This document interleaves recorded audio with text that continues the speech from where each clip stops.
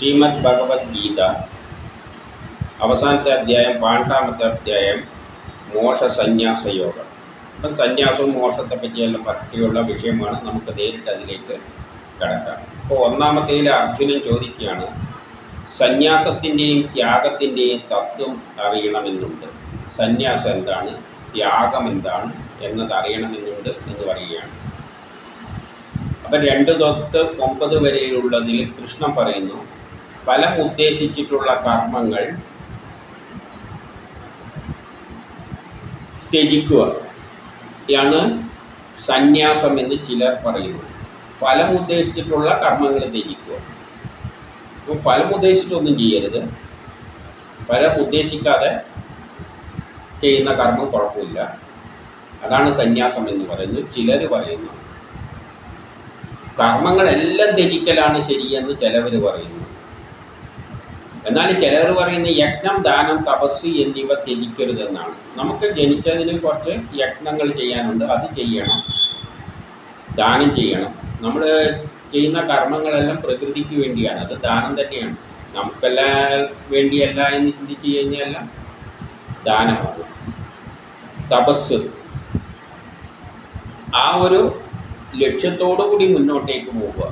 ശരീരവും മനസ്സും വാക്കുകളുമെല്ലാം നിയന്ത്രിച്ചിട്ട് ഒരു ലക്ഷ്യത്തിലേക്ക് അതിൽ മാത്രം ഊന്നിക്കൊണ്ട്, എന്താണ് ലക്ഷ്യം?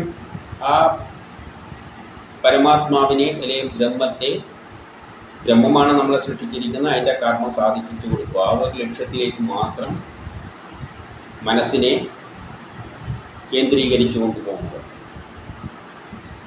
ഇത് മൂന്നും ത്യജിക്കരുത് എന്ന് മറ്റു ചിലർ പറയുന്നു. എന്നിട്ട് കൃഷ്ണൻ പറയുകയാണ്, എൻ്റെ അഭിപ്രായം ഞാൻ പറയാം, ത്യാഗം 3 വിധത്തിലുണ്ട്.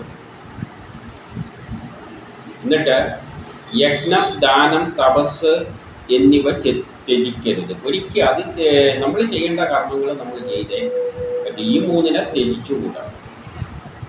ഇവ ചെയ്യുക തന്നെ വേണം. ഇത് കൃഷ്ണൻ്റെ അഭിപ്രായം പറയുകയാണ്. അതുകൊണ്ട് എന്താണ് സംഭവിക്കുക? മനസ്സിന് ശുദ്ധി ലഭിക്കും. നമ്മുടെ ജീവിതത്തിൽ ചില കർമ്മങ്ങൾ ചെയ്യാൻ വേണ്ടിയാണ് വിധിച്ചിരിക്കുന്നത്.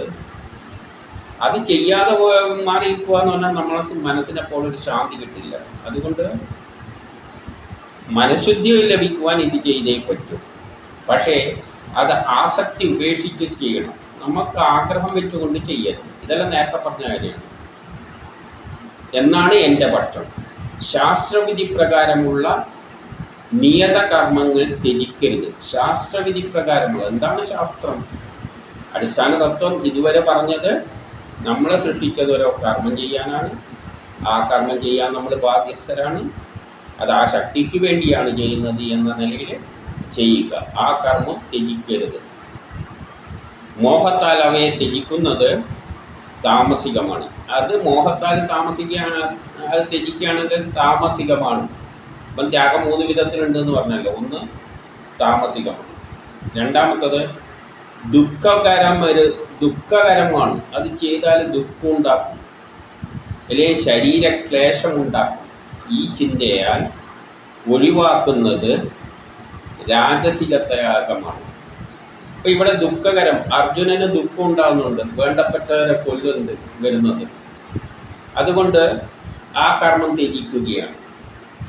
എനിക്ക് ഒരു ധർമ്മത്തിനടിസ്ഥാനമായ ലോകം കിട്ടിയില്ലെങ്കിലും വേണ്ടിയില്ല, അധർമ്മികളാണ് അവിടെ ഇരിക്കുന്നതെങ്കിലും വേണ്ടിയില്ല, ഇവരെ കൊല്ലാൻ വയ്യില്ല, അതെല്ലാം ഞാൻ സഹിച്ചോളാം എന്നതിൽ, അധർമ്മമെല്ലാം ഞാൻ സഹിച്ചോളാം, എന്നാലും വേണ്ടപ്പെട്ടവരെ കൊല്ലാൻ പറ്റില്ല, ആ നിലയിൽ ത്യജിക്കുന്നത് അതൊരു ത്യാഗം തന്നെയാണ്. പക്ഷേ അത് രാജസിക ത്യാഗമാണ്. അത് ശരിയായ ഫലം നൽകില്ല. അതുകൊണ്ട് നമുക്ക് എന്താണ് ആ ത്യജിച്ചത് കൊണ്ട് എന്താണോ ഫലം പ്രതീക്ഷിക്കുന്നത്, അത് കിട്ടാൻ പോകുന്നില്ല. കാരണം നമ്മൾ അധർമ്മത്തെ ഇല്ലാതാക്കേണ്ട ബാധ്യതയുണ്ട് നമുക്ക്. വേണ്ടപ്പെട്ടവർ മരിക്കുന്നത് കൊണ്ട് അത് അങ്ങ് ത്യജിക്കുക, എനിക്ക് വേണ്ട എൻ്റെ ലക്ഷ്യത്തെയല്ല അങ്ങ് ത്യജിച്ച് കളയുക എന്ന് പറയുന്നത് അത് ത്യാഗമൊന്നുമല്ല. അതുകൊണ്ട് ഉദ്ദേശിച്ച ഫലം കിട്ടില്ല. അപ്പോൾ അത് രാജസിക ത്യാഗത്തെ പറ്റിയും പറഞ്ഞു. ഇനി 3-മത്തത് എന്താണ്?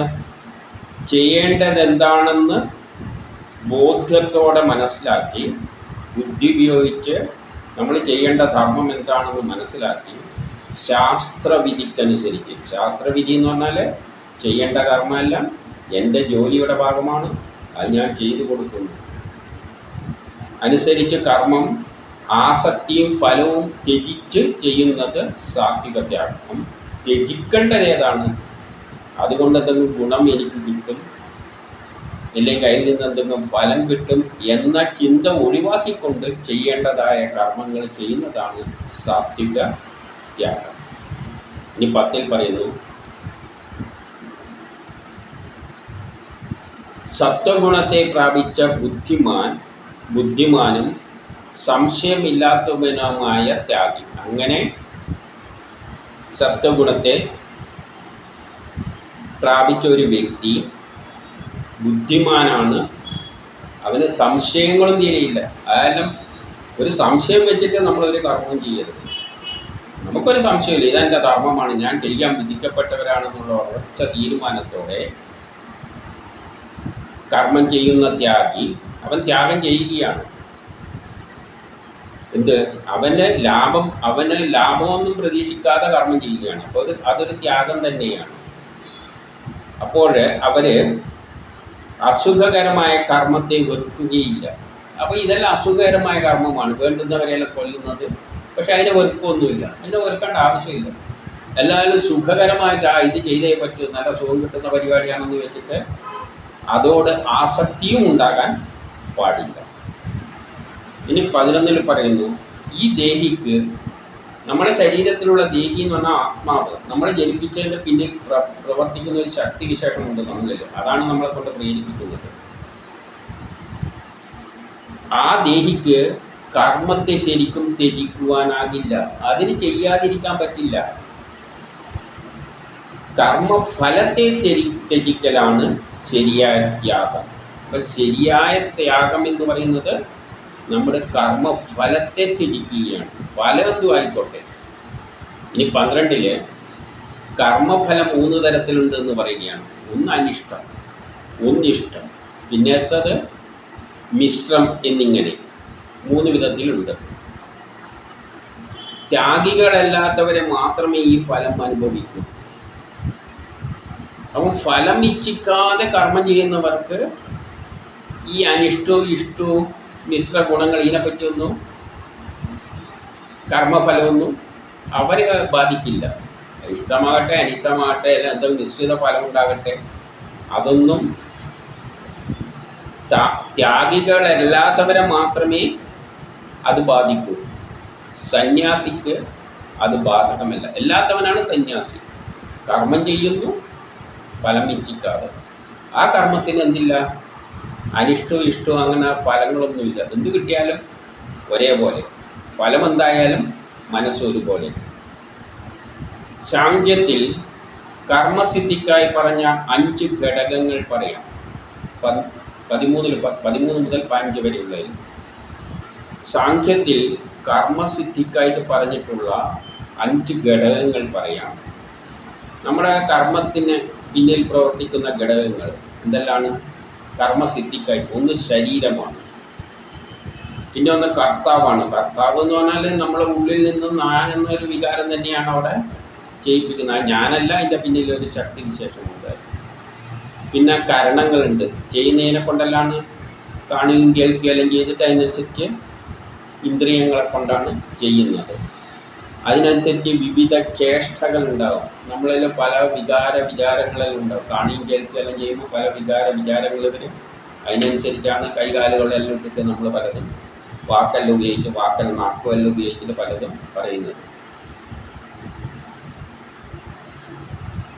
പിന്നെയുള്ളത് ദേവകം, അതായത് പ്രാരബ്ധ കർമ്മം. നമ്മൾ ജനിച്ചത് ചില കർമ്മങ്ങൾ ചെയ്യാനാണ്, അത് ചെയ്തു നിർത്തേ പറ്റും. അങ്ങനെ 5 ഘടകങ്ങളുണ്ട്.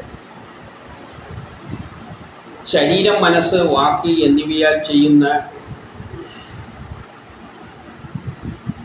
ശരിയോ തെറ്റോ ആയ കർമ്മങ്ങളുടെ കാരണം ഇവയാണ്. അപ്പോൾ ശരീരം, മനസ്സ്, വാക്കെല്ലാം വെച്ച്, വാക്കുകൊണ്ടും കർമ്മം ചെയ്യുന്നുണ്ടല്ലോ, തെറി പറയുന്നതും എല്ലാം കർമ്മമാണ്. ശരീരം, കൊണ്ട്, മനസ്സുകൊണ്ട്, വാക്കുകൊണ്ട് ഇവയാൽ ചെയ്യുന്ന, അതുകൊണ്ട് സംഭവിക്കുന്ന ശരിയോ തെറ്റോ അല്ല, കർമ്മങ്ങളുടെ ശരിയോ തെറ്റോവിന് കാരണം ഈ ഘടകങ്ങളാണ്, ഈ 5 ഘടകങ്ങളാണ്. 16 പറയുന്നു, അതിനാൽ കേവലനായ ആത്മാവിനെ കർത്താവായി കാണുന്ന അവിവേകി യാഥാർത്ഥ്യം അറിയുന്നില്ല. കർത്താവായിട്ട് നമ്മിലുള്ള ആത്മാവിനെ കാണുന്ന, നമ്മുടെ ഉള്ളിൽ 2 സംഗതികളുണ്ട്. ഒന്ന് ആത്മാവുണ്ട്, ഒന്ന് ഞാൻ എന്ന ചിന്തയുണ്ടാക്കുന്ന ആത്മാവ്. അതിൻ്റെ പിന്നിൽ ഇതിനെ കൊണ്ടെല്ലാം പ്രേരിപ്പിക്കുന്ന വേറൊരു ശരിയായ പ്ലാനുണ്ട്, പ്രപഞ്ചത്തിൻ്റെ പ്ലാൻ. അതാണ് പരമാത്മാവ്. അതനുസരിച്ചാണ് ഈ ആത്മാവും പ്രവർത്തിക്കുന്നത്. ഇപ്പം നമ്മളിലുള്ള ഈ ആത്മാവ്, അതായത് ഞാനെന്ന ഭാവം ആണ് കർത്താവ് എന്ന് ചിന്തിക്കുന്നവർ അവർ അവിവേകികളാണ്. അവർ യാഥാർത്ഥ്യം അറിയുന്നില്ല. അവിടെയൊന്നുമല്ല കാര്യങ്ങളെ തീരുമാനമെല്ലാം വരുന്നത്. ഇനി 17 കർത്തൃത്വഭാവമില്ലാത്തവൻ, അതായത് ഞാനല്ല ഇതൊന്നും ചെയ്യുന്നത്, എന്നിലുള്ള ആ ശക്തി, എന്നിൽ കിടക്കുന്ന ആ പരമാത്മാവെന്ന ശക്തിയാണ് കർത്തൃത്വം. ഇതിൻ്റെ കർത്തൃത്വം, ഈ ചെയ്യുന്നതിനൊന്നും കർത്തൃത്വമില്ല. ശുഭ അശുഭത്തിൽ ആസക്തിയില്ല. ശുഭമായാലും അശുഭമായാലും ഞാൻ അതൊന്നും ചിന്തിക്കുന്നില്ല. ഇങ്ങനെ ബുദ്ധിയുള്ളവനായ ഒരുവൻ, ഇതെല്ലാം ഇങ്ങനെ ബുദ്ധിമാനായ ഒരുവൻ ഈ ജനങ്ങളെയെല്ലാം കൊന്നാലും, ഈ ജനങ്ങളെ എന്ന് പറഞ്ഞാൽ മുമ്പ് കിടക്കുന്ന അർജുനൻ്റെ മുമ്പിലുള്ള അധർമ്മികളായ ജനങ്ങളെയെല്ലാം കൊന്നാലും അവനാരെയും കൊല്ലുന്നില്ല. കാരണം അവനല്ല അത് ചെയ്യുന്നത്, അവൻ്റെ ധർമ്മമായി അവനത് യാന്ത്രികമായി ചെയ്യുകയാണ്. ഇപ്പം നമ്മൾ എളുപ്പത്തിൽ മനസ്സിലാക്കേണ്ടത്, നമ്മൾ പട്ടാളത്തിലാണെന്ന് വെച്ചോളൂ. ശത്രു വരുമ്പോൾ വെടിവെക്കാൻ പറഞ്ഞാൽ ആൾ ചാവും. അതിൻ്റെ ഉത്തരവാദിത്വം നമുക്കാണ്, നമുക്കല്ല. ആ പട്ടാളത്തിൽ പിന്നിലുള്ള ഉദ്യോഗസ്ഥൻ പറഞ്ഞിട്ടാണ്. നമ്മൾ തൂക്കിക്കൊല്ലാൻ ജോലിയാണെങ്കിൽ തൂക്കിക്കൊന്ന അതിൻ്റെ ഉത്തരവാദിത്വമൊന്നും നമുക്കില്ല. അതുപോലെ ഇത് ചെയ്യാൻ വിധിക്കപ്പെട്ടതാണ്, അത് ഞാൻ ചെയ്യുന്നു. ആ നിലയിൽ ഇവരെ എല്ലാം കൊന്നാലും യഥാർത്ഥത്തിൽ കൊല്ലുന്നില്ല. അവനെ അതുകൊണ്ട് തന്നെ അതിൻ്റെ കർമ്മം ബാധിക്കുകയില്ല, അതിൻ്റെ കർമ്മദോഷമൊന്നും അവനെ ബാധിക്കുകയില്ല എന്ന് പറയുകയാണ്. ഇതിൻ്റെ 18 എന്ത് പറയുന്നു? അറിവ്, അറിയപ്പെടുന്നത്, അറിയുന്നവൻ എന്നിങ്ങനെ കർമ്മത്തെ പ്രേരിപ്പിക്കുന്ന 3 ഘടകങ്ങളുണ്ട്. ഒന്ന് അറിവ്. ഒരു കർമ്മത്തെ പ്രേരിപ്പിക്കുന്ന എന്താണ്? ഒന്ന് ജ്ഞാനമാണ്. കാര്യം അറിവ്, ആ വിഷയത്തെപ്പറ്റി എല്ലാം ഉള്ള അറിവാണ് നമ്മളെ കർമ്മത്തിന് പ്രേരിപ്പിക്കുന്നത്. പിന്നെ എന്തൊക്കെ ഇറങ്ങിത്തിരിക്കണ്ടെങ്കിൽ ആ വിഷയത്തെപ്പറ്റി ഒരു അറിവ് വേണം. പിന്നെയോ അറിയപ്പെടുന്നത്, അറിയുന്നവൻ. അറിയുന്നവൻ ഞാൻ തന്നെയാണ്. അറിയപ്പെടുന്നത്, എന്താണ് അറിയപ്പെടുന്നത്? നമുക്ക് അതിനെപ്പറ്റി എന്തെല്ലാമാണ് വിഷയം കിട്ടിയത്? ഒന്ന് ആ സംഭവത്തെ പറ്റിയുള്ള അറിവ്. ജ്ഞാനം വേണം. എന്ത് കർമ്മമാണോ ചെയ്യുന്നത് അതിനെപ്പറ്റിയുള്ള ജ്ഞാനം, ശാസ്ത്രീയമായ ജ്ഞാനം വേണം. ആ ശാസ്ത്രീയമായ ജ്ഞാനം കിട്ടിയതിൻ്റെ ശേഷം അറിയപ്പെടേണ്ടത് എന്താണോ അത് നമുക്ക് ഉണ്ടാകണം. എന്തറിഞ്ഞിട്ടാണോ കർമ്മം ചെയ്യേണ്ടത് അതറിയണം. അപ്പം ശാസ്ത്രബോധം വേണം. എന്തോന്നാണോ ഞാൻ ചെയ്യേണ്ടത്, കർമ്മം ചെയ്യേണ്ടത്, ആ വിഷയത്തെപ്പറ്റി അറിയണം. അറിയപ്പെടേണ്ടത് എന്താണ്? നമുക്ക് വിഷയമല്ല അറിയാം, പക്ഷെ ഇവിടുത്തെ ഇഷ്യൂ എന്താണ് അതറിയണം. പിന്നെയോ അറിയുന്നവന് ഞാനാണ്. അപ്പം ഈ 3 പേരും കർമ്മത്തെ പ്രേരിപ്പിക്കുന്ന ഘടകങ്ങളാണ്. ഇതിൻ്റെ കർമ്മത്തിൽ എന്തുണ്ട്? 3 ഘടകങ്ങളുണ്ട്. ഒന്ന് കർമ്മം ചെയ്യുന്ന, ആ പ്രേരിപ്പിക്കുന്ന, എവിടെ നിന്നാണോ അത് സ്റ്റാർട്ട് ചെയ്യുന്ന ആ കർത്താവ്, പിന്നെ ചെയ്യുന്ന കർമ്മം, അതിന് ചെയ്യാൻ ഉപയോഗിക്കുന്ന കരണങ്ങൾ, ഇന്ദ്രിയാദികൾ, ഇങ്ങനെ 3 ഇന്ദ്രിയങ്ങളെല്ലാം വേണമല്ലോ. അങ്ങനെ 3 ഘടകങ്ങളുണ്ട്. അപ്പം കർത്താവുണ്ട്, കർമ്മമുണ്ട്, കരണമുണ്ട്, ഇന്ദ്രിയങ്ങളുണ്ട്. എന്നിട്ട് 19 മുതൽ 22 വരെയുള്ളതിൽ പറയുന്നത് ജ്ഞാനം 3 തരത്തിലുണ്ട്. കർമ്മവും കർത്താവും സംഖ്യപ്രകാരം 3 തരത്തിലുണ്ട് അവ പറയാം. അപ്പം ഇതെല്ലാം 3 തരത്തിലുള്ള, അതിനെയെല്ലാം 3ആയിട്ട് തിരിച്ചിട്ടുണ്ട്. അത് 19 മുതൽ 22 വരെ പറയുന്നു. എല്ലാ ഭൂതങ്ങളിലും സ്ഥിതി ചെയ്യുന്ന ബ്രഹ്മത്തെ കാണലാണ് യഥാർത്ഥ സാത്വിക ജ്ഞാനം. അപ്പം ജ്ഞാനം 3 തരത്തിലുണ്ടെന്ന് പറഞ്ഞാൽ, യഥാർത്ഥ ജ്ഞാനം എന്ന് പറഞ്ഞാൽ എല്ലാം ബ്രഹ്മമാണ്, ഇവിടെ നടക്കുന്ന എല്ലാ സംഭവങ്ങൾക്ക് പിന്നിലും ബ്രഹ്മമാണ് എന്ന് മനസ്സിലാക്കുന്ന ജ്ഞാനമാണ് സാത്വിക ജ്ഞാനം. ആ പ്രപഞ്ച രഹസ്യം മനസ്സിലാക്കുക, ബ്രഹ്മത്തെ പറ്റി മനസ്സിലാക്കുക. അത് ബുദ്ധിമാന്മാർക്ക് മാത്രമേ പറ്റുകയുള്ളൂ. എല്ലാം ജയിക്കുന്ന ആ ബ്രഹ്മമാണ് എന്നുള്ള സത്യം. സർവ്വജീവജാലങ്ങളിലും നാനാതരത്തിലുള്ള ഭാവങ്ങളെ കാണലാണ് രാജസജ്ഞാനം. അതേസമയം ഇതിൻ്റെ എല്ലാം പിന്നിൽ നടത്തുന്നതൊന്നുമല്ല ഈ മുമ്പ് കിടക്കുന്ന ഈ ജീവജാലങ്ങളെല്ലാം. അപ്പോൾ എനിക്കൊരാളോട് ശത്രുത തോന്നുമ്പോൾ അയാൾ ശത്രുവാണ്, അതുകൊണ്ട് അയാളെ അടിക്കണം എന്ന് എനിക്ക് തോന്നുന്നത് രാജസ സ്നാനമാണ്. മുമ്പിൽ നിൽക്കുന്നത് എൻ്റെ ബന്ധുവാണ്, ഭീഷ്മരാണ്, അപ്പോൾ അടിക്കുന്നത് ശരിയല്ല. അപ്പോൾ ആ മുന്നിൽ കാണുന്ന വസ്തുക്കളെ നോക്കിയിട്ട് തീരുമാനത്തിൽ പോകുന്നത് രാജസജ്ഞാനമാണ്. എന്നാൽ നേരത്തെ പറഞ്ഞ സാത്വിക ജ്ഞാനത്തിൽ ഇതൊന്നും കാണാൻ പാടില്ല, ഇതെല്ലാം ബ്രഹ്മം തന്നെയാണ്. ആ ബ്രഹ്മമാണ് ഈ ഇപ്പുറത്തെ ഭാഗത്ത് ഭീഷ്മരായിട്ട് നിൽക്കുന്നതും ബന്ധുവായിട്ട് നിൽക്കുന്നതും ഇപ്പുറത്തെ ഭാഗത്ത് ശത്രുവായിട്ട് നിൽക്കുന്നതും എല്ലാം, ദുര്യോധന ശത്രുവായിട്ട് നിൽക്കുന്നതും എല്ലാം സാധാരണ നമ്മുടെ നോട്ടത്തിലുള്ളതാണ്. അത് രാജസജ്ഞാനമാണ്. പക്ഷെ ഇതെല്ലാം എന്ത് തന്നെയാണ് കൃഷ്ണൻ എന്താ പറഞ്ഞുകൊണ്ട് വരുന്നത്? നീ ഞാനും ഇവരും എല്ലാം ബ്രഹ്മത്തിൻ്റെ അംശമാണ്, അതിൻ്റെ കാര്യം കഴിഞ്ഞ് അതുകൊണ്ട് ചെയ്യുന്നു, എന്നെ കൊണ്ട് ചെയ്യിക്കുന്നു.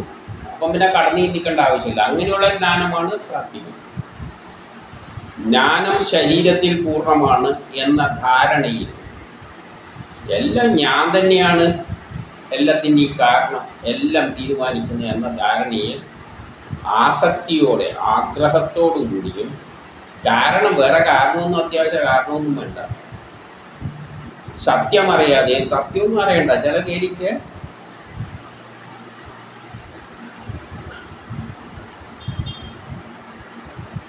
ആരിലാണോ ഉള്ളത്, ആരാണോ ഇത്തരം ജ്ഞാനം ആരിലാണോ ഇരിക്കുന്നത്, അത് താപസജ്ഞാനമാണ്.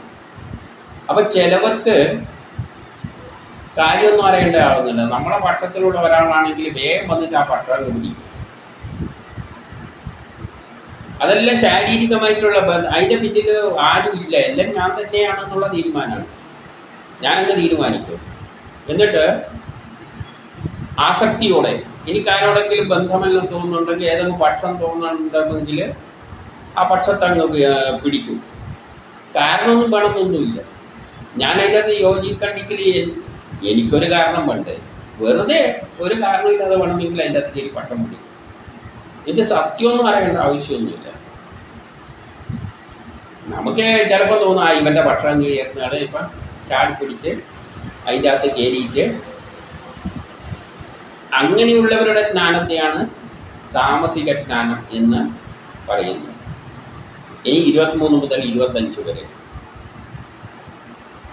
ശാസ്ത്രവിദ്യ വിഹിതവും, ഇതെല്ലാം പറഞ്ഞ പിന്നെയും പറയുകയാണ്, ആസക്തിയില്ലാത്തതും രോഗദ്വേഷങ്ങളൊന്നുമില്ലാത്തതും ഫലം പ്രതീക്ഷിക്കാത്തതുമായ ഒരു വ്യക്തി ചെയ്യപ്പെടുന്ന കർമ്മം സാത്വികമാണ്. അതിനൊന്നും വ്യാഖ്യാനിക്കണ്ട. ഫലം ഇച്ഛിച്ച് അഹങ്കാരത്തോടെ ചെയ്യുന്നത് രാജസമാണ്. മോഹത്തോടെ തുടങ്ങി കർമ്മത്തിൻ്റെ ഫലം, നഷ്ടം, അപകടം, സ്വന്തം കഴിവിനെ പറ്റിയുള്ള തോന്നലൊന്നും ഇല്ലാതെ ചെയ്യുന്ന കർമ്മം താമസമാണ്. സ്വന്തം കഴിവിനെ പറ്റി പോലും ചിന്തിക്കില്ല. അതൊരു വ്യത്യാസം പറഞ്ഞുകൊണ്ട് പറയുകയാണ്. സ്വന്തം കഴിവ് ഒന്നും നോക്കാതെ ചാടിപ്പിടിച്ച് ചിലതിൽ കയറിയങ്ങ് പോകും. അതെല്ലാം താമസമാണ്. ഇനി 26 മുതൽ 28 വരെ ആസക്തിയും അഹന്തയും ഇല്ലാത്തവൻ ഉത്സാഹം, ദമ്പ് എന്നിവയോടെ ഉത്സാഹം, ധൈര്യം എന്നിവയോടെ, ദമ്പല്ല, ഉത്സാഹം, ധൈര്യം എന്നിവയോടെ ജയപരാജയങ്ങൾ ചിന്തിക്കാതെ ചെയ്യുന്ന കർത്താവ് സാത്വികനാണ്. അപ്പം കർത്താവിനെ പറ്റി പറയുകയാണ്. ആസക്തിയൊന്നുമില്ല, അഹങ്കാരമില്ല, നല്ല ഉത്സാഹമുണ്ട്, ധൈര്യമുണ്ട് എന്നിവയോടെ ജയവും പരാജയവും ചിന്തിക്കാതെ കർമ്മം ചെയ്യുന്ന കർത്താവ്, ഞാൻ ചെയ്യാണ് എന്ന നിലയിൽ ഞാൻ പ്രവർത്തിക്കുകയാണെങ്കിൽ ആ കർത്താവ് സാത്വികനാണ്. എന്നാൽ ആസക്തിയോടെ കർമ്മഫലം ആശ്രയിച്ച് പിശുക്ക് കാട്ടിക്കൊണ്ട് അശുദ്ധിയെല്ലാം, അതായത് മനസ്സിനും ശരീരത്തിനൊന്നും ശുദ്ധമായ നിലയിലൊന്നുമല്ല പ്രവർത്തിക്കുക, ഹിംസാത്മകമായി ജയപരാജയങ്ങളിൽ സുഖദുഃഖങ്ങൾ ചിന്തിച്ചുകൊണ്ട് ജയിക്കുമ്പോൾ സന്തോഷം അട്ടഹസിക്കും, തോൽക്കുമ്പോൾ ഒരുമാതിരി വിഷണ്ണനായിരിക്കും. ഇങ്ങനെ ഒരാൾ കർമ്മം ചെയ്യുന്നുണ്ടെങ്കിൽ അയാൾ ആ കർത്താവിനെ രാജസ ഗുണമുള്ളവനാണ് എന്ന് പറയുന്നു. പിന്നെ മൂന്നാമത്തത് സ്ഥിരതയില്ലാത്ത, പ്രാകൃതൻ, അഹങ്കാരം, നീചൻ, അലസൻ, ദുഃഖിതൻ, കാര്യം നീട്ടിവെച്ച് നടത്തും. ചെയ്യേണ്ട കാര്യമൊന്നും പെട്ടെന്ന് സമയത്തൊന്നും ചെയ്യില്ല, ഇങ്ങനെ വെച്ച് നീട്ടി ചെയ്യാനും ചെയ്തില്ല, ഇങ്ങനെ പോകുന്നവൻ താമസിക കർത്താവാണ്. അങ്ങനെ കർമ്മം ചെയ്യുന്നവൻ താമസികമാണ്. അപ്പോൾ കർത്താവിൻ്റെ മൂന്നവസ്ഥയും പറഞ്ഞു. നേരത്തെ എന്തിൻ്റെ പറഞ്ഞു? കർമ്മവും 3 തരം എന്ന് പറഞ്ഞു, ജ്ഞാനവും 3 തരം എന്ന് പറഞ്ഞു. ഇനി കൃഷ്ണൻ 29 മുതൽ 32 വരെയാണ്. ബുദ്ധിയും ധൈര്യവും 3 തരത്തിലുണ്ട്. ബുദ്ധിനെയും ധൈര്യത്തെയും ഇതേപോലെ 3 ഗുണങ്ങളായിട്ട് തിരിക്കുകയാണ്. അതിനെപ്പറ്റി കേൾക്കുക എന്ന് പറഞ്ഞുകൊണ്ട് പറയുകയാണ്. പ്രവൃത്തി മാർഗം, നിവൃത്തി മാർഗം, ചെയ്യേണ്ടത്, ചെയ്യാൻ പാടില്ലാത്തത്, ഭയവും അഭയവും തമ്മിലുള്ള ബന്ധത്തെ മനസ്സിലാക്കി ബന്ധവും മോക്ഷവും. നമ്മളൊരു കർമ്മം ചെയ്യുമ്പോൾ അതിൻ്റെ അകത്ത് ബന്ധം വരുന്നുണ്ട്. ആ ബന്ധങ്ങളൊന്നും ഇല്ലാതെ കർമ്മം ചെയ്യുമ്പോഴാണ് മോക്ഷം കിട്ടുന്നത്. ഈ കാര്യങ്ങളെല്ലാം അറിയുന്നതാണ് സാത്വിക ബുദ്ധി. ഇപ്പം സാത്വിക ബുദ്ധി എന്ന് പറയുമ്പോൾ ബന്ധവുമുണ്ട് മോക്ഷമുണ്ട് എന്ന് മനസ്സിലാക്കണം. ഒരു കർമ്മം ചെയ്യുമ്പോൾ നമ്മൾ ബന്ധത്തിൽ അകപ്പെട്ടു പോയാൽ മോക്ഷം ലഭിക്കില്ല, പട്ടം പിടിച്ചു പോവുക. അപ്പം ബന്ധത്തിൽ പെടാതിരുന്നു കഴിഞ്ഞാൽ മോക്ഷം ലഭിക്കും. ഈ വ്യത്യാസം മനസ്സിലാക്കണം. ഭയവും അഭയവും, ഭയത്തിനുകൊണ്ടാണ് പോകുന്നുണ്ടെങ്കിൽ അതിനൊന്നും അതിൻ്റേതായ വ്യത്യാസമുണ്ട്. അഭയത്തിൽ പോകണം, ഭയത്തോടു കൂടിയല്ല ധൈര്യത്തോടു കൂടി തന്നെ പോകണം. ചെയ്യാൻ പാടുള്ളതും ചെയ്യാൻ പാടില്ലാത്തതും ശരിക്കും ബോധമുണ്ടാകണം. ഇത് ഞാൻ ചെയ്യേണ്ടതാണ്. ആ ചെയ്യേണ്ടതായ ബോധം അർജുനന് ഉണ്ടാക്കാൻ വേണ്ടിയാണ് കൃഷ്ണൻ ഇത് പറയുന്നത്. ചെയ്യാൻ പാടില്ലാത്തതും ശരിക്ക് മനസ്സിലാകണം. പ്രവൃത്തിയുടെ മാർഗത്തെപ്പറ്റിയും നിവൃത്തിയുടെ മാർഗത്തെ ഇതെങ്ങനെ നേടിയെടുക്കാം, പ്രവൃത്തി എന്ത് മാർഗത്തിലൂടെ എന്ത് നിവൃത്തിയിലൂടെ ഇത് സാധിപ്പിച്ചെടുക്കാമെന്നുള്ള നല്ല ബോധവും എല്ലാം ഉള്ളതാണ് സാത്വിക ബോധം. ധർമ്മം, അധർമ്മം, ചെയ്യേണ്ടത്, ചെയ്യേണ്ടാത്തത് എന്നിവയെപ്പറ്റി തെറ്റായി അറിയുന്ന ബുദ്ധിയാണ് രാജസം. ധർമ്മം, അധർമ്മം, ചെയ്യേണ്ടത്, ചെയ്യേണ്ടാത്തത് എന്നിവയെ തെറ്റായി അറിയുന്നത്, അതാണ് രാജസം. ശരിയായ നിലയിൽ മനസ്സിലാക്കില്ല, ചെയ്യേണ്ടത് എന്താണ്, ചെയ്യാൻ പാടില്ലാതെ എന്താണെന്നോ ശരിയായ ബോധമൊന്നും ഇല്ലാതെ ചെയ്യുന്നത് രാജസം. അജ്ഞാനത്താൽ, അറിവില്ലാത്തത് കൊണ്ട്, മറ്റേ ശ്രമിക്കാത്തത് കൊണ്ടാണ് ശരിയായ ബോധം. പക്ഷേ അജ്ഞാനത്താൽ ബുദ്ധി തീരെയില്ല. ബുദ്ധിയില്ലാത്തവൻ ധർമ്മത്തെ അധർമ്മമായിട്ടും കാണും, അധർമ്മത്തെ ധർമ്മമായും കണക്കാക്കി സകലതിനെയും നേർ വിപരീതമായി തലതിരിഞ്ഞ് മനസ്സിലാക്കിയിട്ട് കർമ്മം ചെയ്യുന്നത് താമസമാണ്. എല്ലാം തലതിരിച്ചേ അവന് കാണുള്ളൂ. ശരിയായ പക്ഷത്തായിരിക്കില്ല. അവൻ ശരിയായ പക്ഷം തെറ്റായി കാണും, തെറ്റായ പക്ഷത്തെ ശരിയായി കാണും. ഇങ്ങനെയെല്ലാം തലതിരിഞ്ഞ് കാണുന്നു. അതുകൊണ്ട് ബുദ്ധിയില്ലാതെ ഉണ്ട്, മനസ്സിലാകാതെ ഉണ്ട്, അവന് കാര്യം മനസ്സിലാവില്ല. അത് ആ ബുദ്ധി എന്താണ്? താമസമാണ്. ഇനി 33 മുതൽ 35 വരെ ധൈര്യത്തെപ്പറ്റി, ധൈര്യം 3 തരം, ബുദ്ധിയൊപ്പം 3 തരം എന്ന് പറഞ്ഞു. ഇനി ധൈര്യത്തെപ്പറ്റി പറയുകയാണ്. മനസ്സ്, പ്രാണൻ, ഇന്ദ്രിയങ്ങളുടെ ഇവയുടെ വ്യാപാരത്തെ വ്യതിചലിക്കാതെ യോഗത്തിൽ അടക്കി നിർത്തുന്ന ധൈര്യം.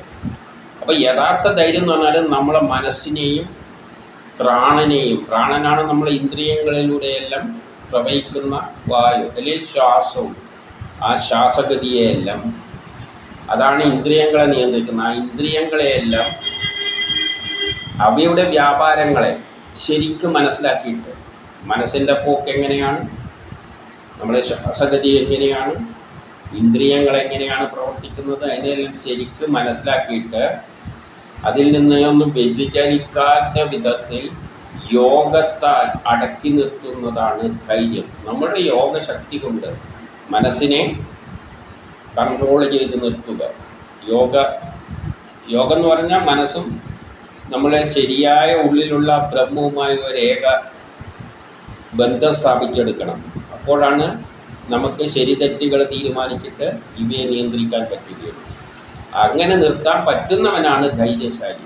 അതാണ് സാത്വിക ധൈര്യം. ധർമ്മം, അധർമ്മം, കാമം എന്നിവയെ ആസക്തിയുടെയും ഫലം ഇച്ഛിച്ചും അടക്കി നിർത്തുന്നവൻ രാജസം. അപ്പോൾ ധർമ്മം, അർത്ഥം, കാമമെല്ലാം എങ്ങനെയാണ് അർത്ഥം എന്നിവയെ ആസക്തി, നമ്മുടെ ആഗ്രഹത്തിനനുസരിച്ച് ഫലം ഇച്ഛിച്ചുകൊണ്ട് അവയെ പ്രവർത്തിപ്പിക്കുക. ധർമ്മവും അധർമ്മവും എല്ലാം നമ്മൾ അർത്ഥവും ധർമ്മവും കാമവുമെല്ലാം, അർത്ഥവും കാമവുമെല്ലാം നമ്മളെ ആഗ്രഹത്തിനനുസരിച്ച് നമ്മൾ അതിനെ കൈകാര്യം ചെയ്യും.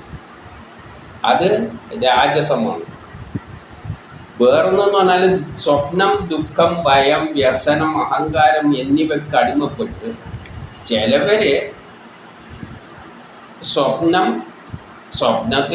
സ്വപ്നലോകത്തിൽ ജീവിക്കുന്ന പോലെ എന്നാക്കിയാണ്. എന്തോ ഭാവനയിൽ കണ്ടിട്ട് ഭയം കൊണ്ട്, ദുഃഖം കൊണ്ട്, വ്യസനം കൊണ്ട്, അഹങ്കാരം കൊണ്ട്, ഇവയ്ക്കെല്ലാം അടിമപ്പെട്ടിട്ട് ജീവിക്കുന്നവൻ്റെ ധൈര്യം, അവനുള്ള ധൈര്യമാണ് സ്വപ്നലോകത്ത് ജീവിക്കുന്നവൻ്റെ ധൈര്യം, ഭയന്ന് ജീവിക്കുന്നവൻ്റെ ധൈര്യം, വ്യസനിച്ചിരിക്കുന്നവൻ്റെ ധൈര്യം, അഹങ്കാരം തിരക്ക് പിടിച്ചവൻ്റെ ധൈര്യം.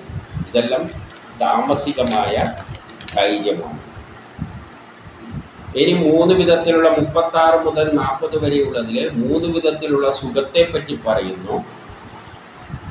അഭ്യാസം കൊണ്ട് സുഖത്തിൽ സന്തോഷിച്ചു തുടങ്ങുകയും, നമ്മൾ അഭ്യസിച്ചിട്ട് ആത്മജ്ഞാനം നേടാൻ ശ്രമിക്കുമ്പോൾ ആ ബ്രഹ്മത്തെ മനസ്സിലാക്കാൻ വേണ്ടിയിട്ട് നമ്മൾ ശ്രമിക്കുകയാണ്. അപ്പോഴൊരു ചെറിയ സുഖം നമുക്ക് അനുഭവിച്ചു തുടങ്ങും. ഈ പുറത്തുള്ള പ്രേരണകളിൽ നിന്നെല്ലാം വിട്ട് ഇതിൻ്റെ എല്ലാം പിന്നിൽ ആ ശക്തിയാണ് എന്ന നിലയിൽ നമ്മൾ ചിന്തിച്ചുകൊണ്ട് അതിലേക്ക് അഭ്യാസത്താലൊക്കെ അതിലേക്ക് കിടക്കുമ്പോൾ നമുക്കെന്ത് തുടങ്ങും? ഒരു സുഖം ഗ്രാജ്വലായിട്ട് അനുഭവിച്ചു തുടങ്ങുകയും ദുഃഖത്തിന് അറുതി വരും.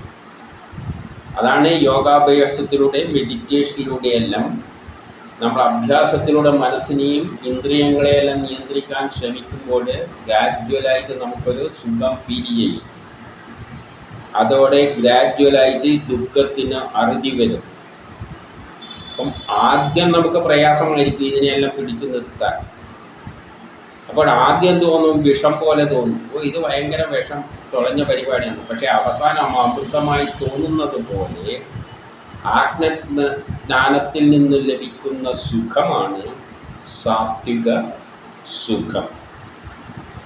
വിഷയങ്ങളുടെയും ഇന്ദ്രിയങ്ങളുടെയും ഉണ്ടാകുന്നതും തുടക്കത്തിലും ഒടുക്കത്തിലും അവസാനം ഒടുവിൽ വിഷമായി തോന്നുന്നതുമാണ് രാജസ സുഖം. അപ്പം വിഷയങ്ങളിലും ഇന്ദ്രിയങ്ങളിലുടെയെല്ലാം പിന്നാലെ പോയിട്ട് സുഖങ്ങളുടെ പിന്നാലെ പോകും, ഭൗതിക സുഖങ്ങളുടെ പിന്നാലെ പോകുക. എന്നിട്ട് അവസാനം എന്തായിത്തീരും? ദുഃഖം മാത്രമായിരിക്കും ബാക്കി. അതിൻ്റെ പിന്നാലെ ഓടി നടക്കുന്നവർക്ക് എപ്പം ദുഃഖം എന്നാണ് പറഞ്ഞു വെച്ചിരിക്കുന്നത്. അവസാനം വിഷമായി തോന്നുന്നത്. ആദ്യം അമൃതമായിട്ട് തോന്നും, പിന്നെ ഓടി നടന്ന് അവസാനം എത്തുമ്പോൾ വിഷമായിട്ട് തോന്നുന്നതാണ് രാക്ഷസ സുഖം. പിന്നെ ഉറങ്ങി, ആലസ്യം, അശ്രദ്ധ എന്നിവയിൽ നിന്നുണ്ടാകുന്ന തുടക്കത്തിലും ഒടുക്കത്തിലും ഒരുവനെ മോഹിപ്പിക്കുന്ന സുഖം താമസം. ഇങ്ങനെ ഉറക്കത്തിൽ കിടന്നുറങ്ങി സുഖത്തിൽ ഏത് സമയം കിടന്നുറങ്ങി എന്ത് നല്ല സുഖം എന്നും പറഞ്ഞുകൊണ്ട് ഒരു കർമ്മവും ചെയ്യാതെ അശ്രദ്ധയായി അങ്ങനെ ലാവിഷായിട്ട് അങ്ങനെ അങ്ങ് പോകുന്ന ഒരു സുഖമുണ്ടല്ലോ, ആ സുഖമാണ്. അതൊരു മോഹത്തിന് അടിമപ്പെട്ടു പോകുന്ന, അവരെല്ലാം മോഹത്തിന് അടിമപ്പെട്ട് ജീവിക്കുന്നവരാണ്. ആ സുഖമാണ് താമസ സുഖം. അപ്പം എൻ്റെ അടുത്ത് പറയുന്നു, പ്രകൃതിജന്യമായ ഈ ഗുണമില്ലാത്തതായി ഒരു വസ്തുവും ഒരാളും ഈ ലോകത്തിലില്ല. അപ്പം ഈ പറയുന്ന ഗുണങ്ങളെല്ലാം ഇല്ലാത്ത ഈ ജീവജാലങ്ങളിലെല്ലാം ഇതിലേതെങ്കിലും എല്ലാം കാണും. ഇതൊന്നും ഇല്ലാതെ ഒരു ജീവി ഈ ലോകത്തിൽ ഇല്ല. ഇനി 41 പറയുന്നു, ബ്രാഹ്മണ, ക്ഷത്രിയർ, വൈശ്യർ, ശൂദ്രർ എന്നിവരുടെ കർമ്മങ്ങൾ സ്വഭാവജന്യമായ ഈ ഗുണങ്ങളുടെ അടിസ്ഥാനത്തിനാണുള്ളത്. അപ്പോഴൊരാൾ ബ്രാഹ്മണനാണോ, ക്ഷത്രിയനാണോ, വൈശ്യനാണോ, ശൂദ്രനാണോ എന്നത് അവരുടെ കർമ്മങ്ങൾ അവരുടെ സ്വഭാവത്തിൽ ജനിതകമായിട്ടാണ് കിടക്കുന്നത്. ഇതെല്ലാം അതുകൊണ്ടാണ് ജനിതകമാണ്, സ്വഭാവജന്യമായി ഗുണങ്ങളുടെ അടിസ്ഥാനത്തിലാണുള്ളത്. ഒരാളുടെ ജനിതകമായ ഗുണങ്ങളുടെ അടിസ്ഥാനത്തിലാണ് അയാളെ ബ്രാഹ്മണനോ, ക്ഷത്രിയനോ, വൈശ്യനോ, ശൂദ്രനോ എന്ന് കാണേണ്ടത്. അത് ജനനം കൊണ്ടോ തൊലി കൊണ്ടോ ഒന്നും കിട്ടില്ല. നമുക്കൊരു ഉദാഹരണത്തിന് ചിന്തിക്കാൻ കഴിവുള്ള ഒരു ബ്രാഹ്മണർ, സത്യത്തെ കണ്ടെത്താൻ ശ്രമിച്ച ഒരു വേദവ്യാസനാണ്. അയാളൊരു മുഖശ്രീ ഉണ്ടായതാണ്. ചിലവർ കുളത്തിൽ നിന്നുണ്ടായാലും മാൻപേടയിൽ നിന്നെല്ലാം ഉണ്ടായ, വലതിൽ നിന്നുണ്ടായവരാണ് ഇവരെല്ലാം. ഇന്നുള്ള ശാസ്ത്രജ്ഞന്മാരെല്ലാം എന്താണ്, നമ്മളീ പറയുന്ന ബ്രാഹ്മണരുടെ കാറ്റഗറിയിൽ വന്നതാണ്. അവരെല്ലാം ബ്രാഹ്മണരാണ്. അപ്പം ചിന്തിക്കാനും കഴിവുള്ളവരും സത്യത്തെ കണ്ടെത്താൻ കഴിയുന്ന ജനങ്ങളാണ് ബ്രാഹ്മണർ. അത് അവൻ്റെ ജനിതകമായ ഒരു ക്വാളിറ്റിയാണ്. അത് ഓരോ കുടുംബത്തിലും അങ്ങനെ കഴിവുള്ളവർ കാണും. അവർ ക്ഷത്രിയൻ. അപ്പം അതാണ് 42 പറയുന്നത്, മനസ്സംയമനം. അപ്പം അങ്ങനെയുള്ള ബ്രാഹ്മണനാകേണ്ടത് എന്ത് വേണം? മനസ്സിനെ സംയമനം നിയന്ത്രിച്ച് കിട്ടാനുള്ള കഴിവ് വേണം. ഇന്ദ്രിയ സംയമനം വേണം. തപസ്. ഓരോ കാര്യത്തിലും ഒരു കാര്യത്തിനിറങ്ങുമ്പം മനസ്സും ശരീരവും വാക്കുമെല്ലാം അതിൽ മാത്രം കേന്ദ്രീകരിച്ചു കൊണ്ട് പോകാൻ പറ്റണം. ശൗചം, ക്ഷമ, കാപഠ്യമില്ലായ്മ, ലൗകികവും ആധ്യാത്മികവുമായ അറിവ്, എല്ലാ കാര്യങ്ങളും ഭൗതിക ആത്മീയമായി പ്രപഞ്ചത്തിലുള്ള എല്ലാ ജ്ഞാനവും അറിയുവാനുള്ള കഴിവ്, ഈശ്വരവിശ്വാസം. ഈശ്വരവിശ്വാസം എന്ന് പറഞ്ഞാൽ ഫോട്ടോ വെച്ചിട്ട് പൂജ നടത്തലല്ല. ഈശ്വരൻ എന്താണെന്ന് മനസ്സിലാക്കുക. ബ്രഹ്മം, പ്രപഞ്ചം. ആ ഈശ്വരൻ്റെ പ്രത്യേകം എന്താണ്? ജാതിയുമില്ല, മതവുമില്ല, എല്ലാം ആ ബ്രഹ്മമാണ്. കാണുന്നതിലെല്ലാം ബ്രഹ്മത്തെ കാണാൻ പറ്റണം. ബ്രാഹ്മണനായാലും ക്ഷത്രിയനായാലും വൈശ്യനായാലും ശൂദ്രനായാലും അതിൽ ആ ബ്രഹ്മത്തെ കാണാൻ പറ്റണം. ഹിന്ദു ആയാലും മുസ്ലിം ആയാലും ക്രിസ്ത്യാനി ആയാലും അതിൽ ബ്രഹ്മത്തെ കാണാൻ പറ്റണം. എല്ലാം ബ്രഹ്മമാണ്. പട്ടിയായാലും പൂച്ചയായാലും എല്ലാത്തിലും ബ്രഹ്മത്തെ കാണാൻ പറ്റുന്ന ആ ഈശ്വരൻ്റെ വിശ്വാസം, അതാണ് പ്രപഞ്ചത്തെ നയിക്കുന്നത് എന്ന വിശ്വാസം. എന്നിവയാണ് ബ്രാഹ്മണൻ്റെ സ്വാഭാവികമായ കർമ്മങ്ങൾ. അപ്പം അതുമായിട്ട് ബന്ധപ്പെട്ട കർമ്മങ്ങളാണ് അവൻ ചെയ്യേണ്ടത്. ബുദ്ധിപരമായി ജ്ഞാനം പകർന്നെടുത്തുകൊണ്ട് എല്ലാത്തിലും ബ്രഹ്മത്തെ ദർശിച്ചുകൊണ്ടുള്ള കർമ്മമായിരിക്കണം അവനിൽ നിന്നും പുറത്തു വരിക. അവനെ ബ്രാഹ്മണനാവുന്നു. 43 ഗുരുത്വം, തേജസ്, ധൈര്യം, സാമർത്ഥ്യം, യുദ്ധത്തിൽ നിന്നും പിന്തിരിയാതിരിക്കൽ, ദാനം, പ്രഭുത്വം എന്നീ ക്ഷത്രിയരുടെ സ്വഭാവ കർമ്മങ്ങളാണ്. അപ്പോൾ അർജുനൻ ക്ഷത്രിയനാണ്. അതുകൊണ്ടാണ് അർജുനനെ വിളിച്ചുപദേശിച്ചത്. ഒരു കുടുംബത്തിൽ തന്നെയാണെങ്കിലും അർജുനൻ ആരാണ്? ക്ഷത്രിയനാണ്. അർജുനനാണ് കൃഷ്ണൻ വിളിച്ച് ഉപദേശിച്ചത്. കാരണം യുദ്ധം നയിക്കേണ്ടത് അവനാണ്.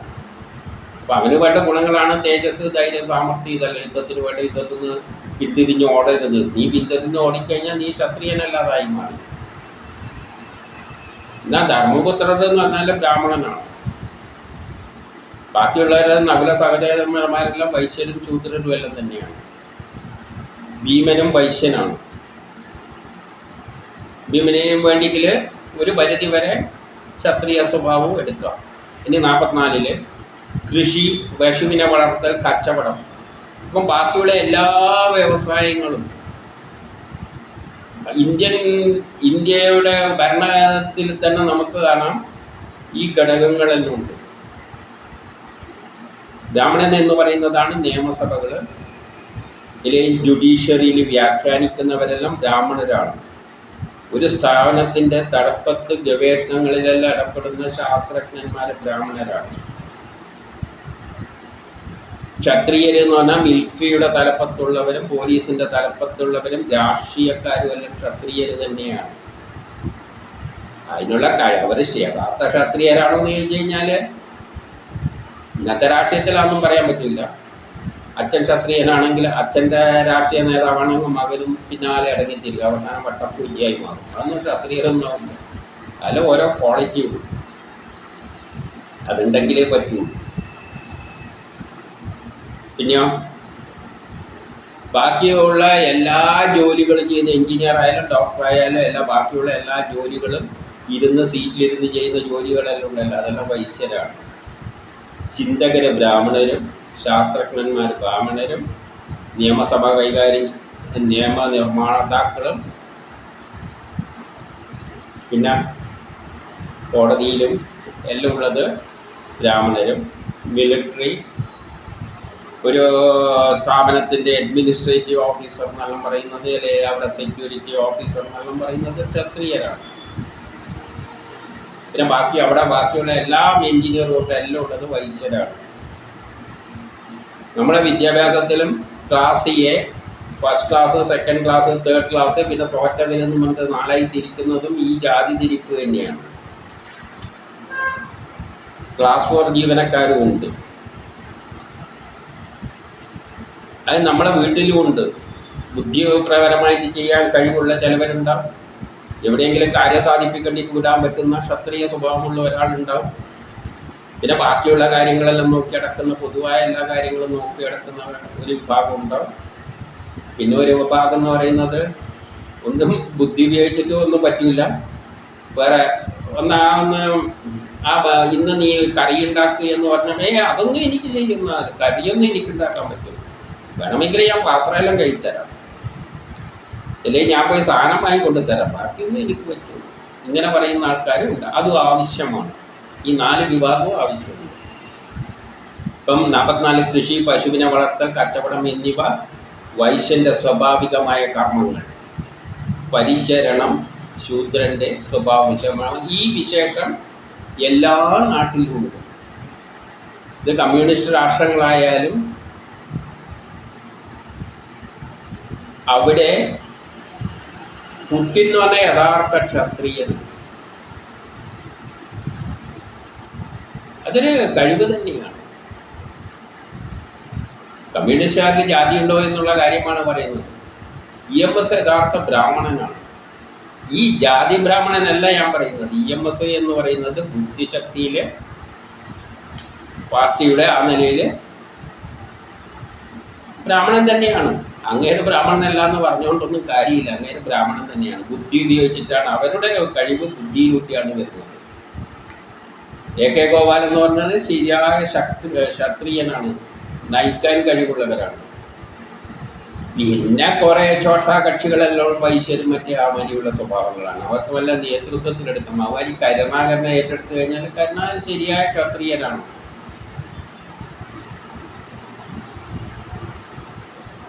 അപ്പോൾ ഇങ്ങനെ ബുദ്ധിപരമായിട്ട് മികച്ചു നിൽക്കുന്ന ചിലവരുണ്ട്. ബുദ്ധി കേന്ദ്രം എന്നല്ല, ബുദ്ധിരാക്ഷസന്മാരെന്നെല്ലാം പറയുന്നത് ബ്രാഹ്മണരാണ്. അതേത് പാർട്ടീൻ്റെ കാര്യത്തിലാണെങ്കിൽ ആ ബുദ്ധി കേന്ദ്രം ബ്രാഹ്മണരും നയിക്കാൻ കഴിവുള്ളവർ ക്ഷത്രിയരുമാണ്. അതുകൊണ്ടാണ് മാർക്സ്, ലെനിൻ ആൻഡ് ഏഞ്ചൽസ് എന്ന് പറയുന്നത്. മാർക്സ് ബുദ്ധി കേന്ദ്രമാണ്, ലെനിൻ ക്ഷത്രിയ നടപ്പാക്കിയവരാണ്, ലീഡർഷിപ്പോടെയാണ്. ഏഞ്ചൽസ് എന്ന് പറഞ്ഞാൽ ഇതിനെല്ലാം വളരെ സേവനം ചെയ്തു കൊടുക്കലാണ്. അതുകൊണ്ടാണ് ഈ 3 പേരിങ്ങനെ കൂട്ടി പറയുന്നത്. എല്ലാ പാർട്ടിയിലും കാണുന്നത്. അതുകൊണ്ട് ബ്രാഹ്മണരെന്ന ആ ഒരു ഇത് കമ്മ്യൂണിസ്റ്റുകാർ ഒരു ജാതിയില്ല, മതമില്ല, ജാതി എല്ലായിടത്തും ഉണ്ട്. റഷ്യയിലുള്ള ഏതൊക്കെ ഒരു കർഷകനെ പിടിച്ചിട്ട് പുട്ടിനാക്കാനൊന്നും പറ്റില്ല. ഇപ്പം ട്രംപ് എന്ന് പറയുന്ന കാര്യം അതെല്ലാം ഓരോ കഴിവാണ്. അപ്പോൾ ഓരോ രാജ്യത്തും ഷൈൻ ചെയ്യുന്നത് ലീഡർഷിപ്പ് ക്വാളിറ്റി എന്ന് പറഞ്ഞാൽ എല്ലാവരെയും പിടിച്ച് എല്ലാം തുല്യമായത് കൊണ്ട് അങ്ങനെയൊന്നും നടക്കുന്ന കാര്യമല്ല. മനുഷ്യരുണ്ടെങ്കിൽ ഈ 4 കാറ്റഗറി ഉണ്ട്. ഇപ്പം നമ്മൾ യുക്തിവാദികളിൽ തന്നെ ചിലവരായിരിക്കും അവിടെ ഇരുന്നിട്ട് എല്ലാവരും ഉപദേശിക്കുക. സ്റ്റേജിൽ കയറിയതിൻ്റെ പ്രഭാഷണം നടത്താൻ ഈ യുക്തിവാദി എന്ന് പറഞ്ഞ് മുമ്പിലിരുന്ന് വായി നോക്കുന്നവർക്കൊന്നും യുക്തിവാദിൻ്റെ ആ പ്രഭാഷണം ആശയം പറഞ്ഞു കൊടുക്കാനൊന്നും പറ്റില്ല. അവർ വായും തുറന്നിട്ട് ഇങ്ങനെ കേൾക്കും. ഇങ്ങനെ സ്റ്റേജും കയറി പറയാൻ വേണ്ടി 2-3 കക്ഷികൾ കാണും. അത് വളരെ കുറച്ചുകൾ ബുദ്ധിമാന്മാർ, അവരാണ് ഇങ്ങനെ വാരടിച്ചുകൊണ്ടിരിക്കുക. അവർ ബ്രാഹ്മണരാണ്. പിന്നെ ഇതെല്ലാം സംഘടിപ്പിക്കാൻ കഴിയുന്ന കുറച്ച് കക്ഷികളുണ്ട്, അത് ക്ഷത്രിയരാണ്. പിന്നെ ബാക്കിയുള്ളവരിങ്ങനെ വായതോട്ട് കരുതിട്ട് കേൾക്കുന്നവർ വൈശ്യരും ശൂദ്രരുമാണ്. അവരെ പിന്നെ ബാക്കിയുള്ള എല്ലാ ആക്ടിവിറ്റീസിൽ അവരാണ്. ഇപ്പം എല്ലാത്തിലും ഇതെല്ലാം ഉണ്ട്.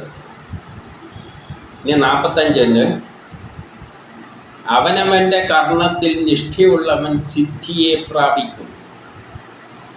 അപ്പോൾ ഓരോ ആൾ ജനിച്ചാൽ ആ കർമ്മം ചെയ്താലാണ് സിദ്ധി പ്രാപിക്കുക. അവനവൻ്റെ കർമ്മം ചെയ്യണം. ഇവിടെ ഒന്ന് മനസ്സിലാക്കേണ്ട, അത് കുറച്ചും കൂടി ഇങ്ങോട്ട് വരുമ്പോൾ പറഞ്ഞു വരുന്നുണ്ട്. അതിൻ്റെ അർത്ഥം അതും ബ്രാഹ്മണനായിട്ട് ജനിച്ചുകൊണ്ട് ബ്രാഹ്മണ കർമ്മം ചെയ്യണം എന്നല്ല അതിൻ്റെ മീനിങ്. നമ്മൾ ധരിച്ചു വെച്ചിരിക്കുന്നത് ഒരാൾ ബ്രാഹ്മണനായിട്ട് അങ്ങനെ ജനിച്ചു വെച്ചിരിക്കുക, അതല്ല ഇതിൻ്റെ അർത്ഥം. അവനവൻ്റെ കർമ്മത്തിൽ നിഷ്ഠയുള്ളവൻ സിദ്ധിയെ പ്രാപിക്കും. യാതൊന്നിൽ നിന്ന് സർവ പ്രാണികളുടെയും പ്രവൃത്തി ഉണ്ടാകുന്നുവോ, യാതൊന്നിൽ ഈ വിശ്വത്തിൽ മുഴുവൻ വ്യാപിച്ചു നിൽക്കുന്നുവോ, ആ ഈശ്വരനെ അവനവൻ്റെ കർമ്മം കൊണ്ട് ആരാധിച്ച് സിദ്ധി നേടണം. അപ്പോൾ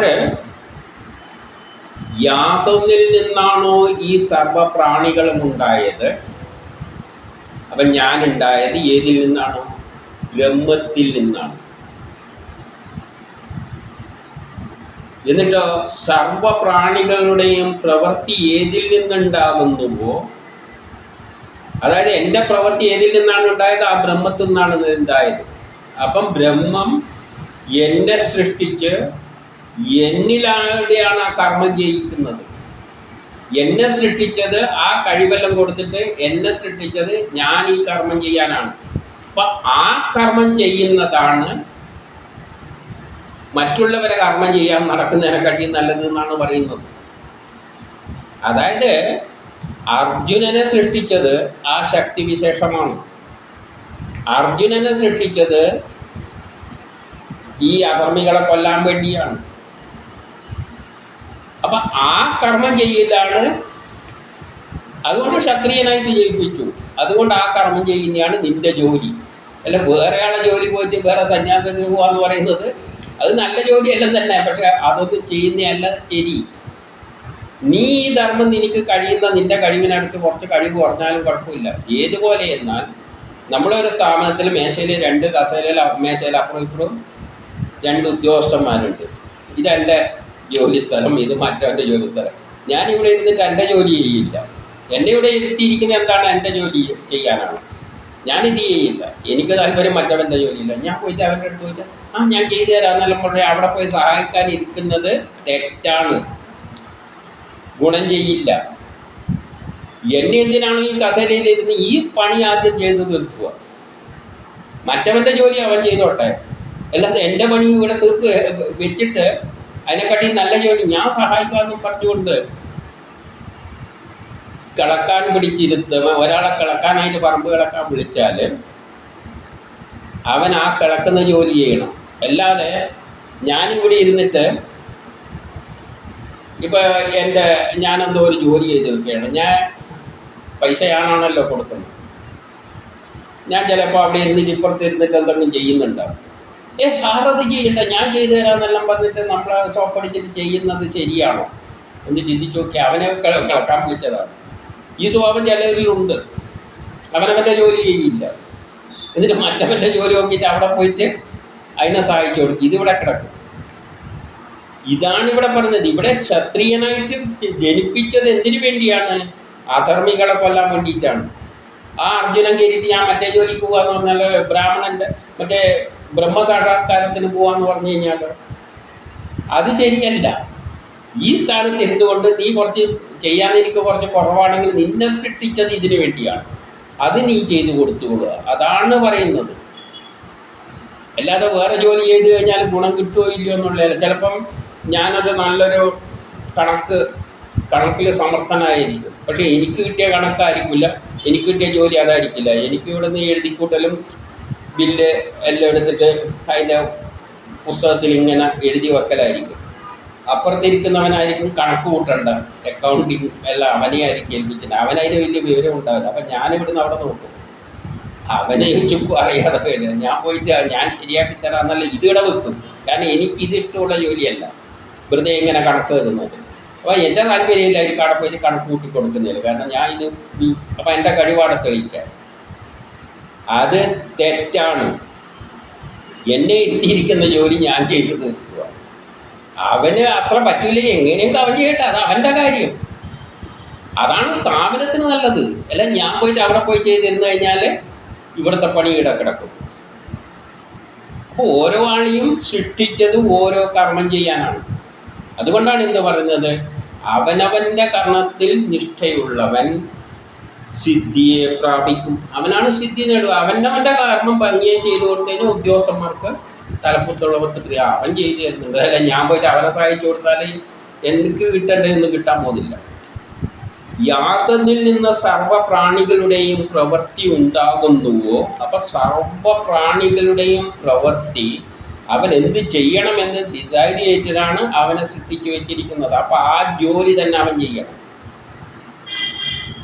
യാതൊന്നിൽ ഈ വിശ്വം മുഴുവൻ വ്യാപിച്ചിരിക്കുന്നുവോ ആ ബ്രഹ്മമാണ് എൻ്റെ പ്രവൃത്തി തീരുമാനിച്ചത്. ഈ വിശ്വത്തിൽ നിന്ന് നടക്കേണ്ട എല്ലാ പ്രവൃത്തിയും അതിലാണ് കിടക്കുന്നത്. ആ വിശ്വത്തിൻ്റെ നടക്കേണ്ട കർമ്മത്തിൻ്റെ ഒരു ചെറിയ ഭാഗമാണ് എന്നെ ഏൽപ്പിച്ചത്. അപ്പോൾ ഞാനെന്ത് വേണം?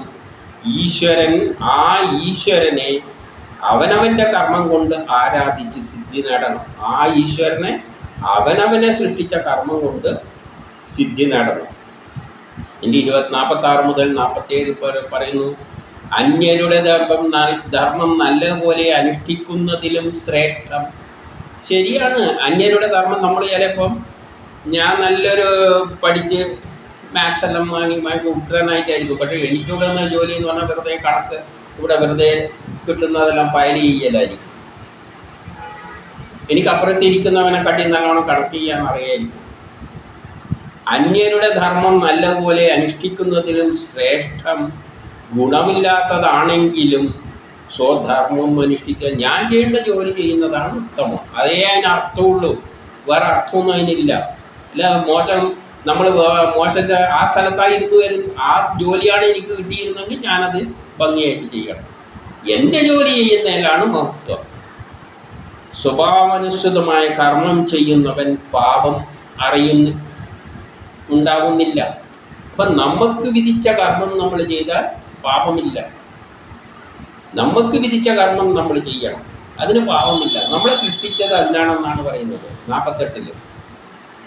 ദോഷമുള്ളവനാണെങ്കിലും സ്വധർമ്മം ഉപേക്ഷിക്കരുത്. ദോഷമുള്ളതാണെങ്കിലും സ്വധർമ്മം ഉപേക്ഷിക്കരുത്.